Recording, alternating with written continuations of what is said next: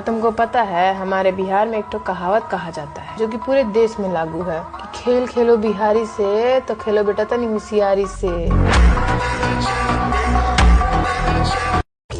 हमसे उलझना मत वरना खराब कर देंगे तुम्हारा भेष। कि हमसे उलझना मत वरना खराब कर देंगे तुम्हारा भेष। काहे कि ये बेटा I am belong from Uttar Pradesh. Uttar Pradesh हमारे आगे न चल। चर्चा जब ज्यादा होखे लगे तो ओकर किस्सा भी जरूर होला। उंगली भी तो ओकरे पर उठेला करे जा जे सबसे ज्यादा मशहूर होला। जय बिहार जय बिहारी।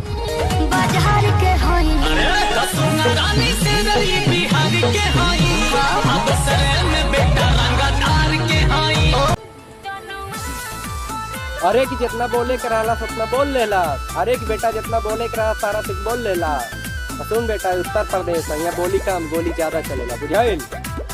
छुट्टी गुमान खाई चल के हवा काम न करी कहीं के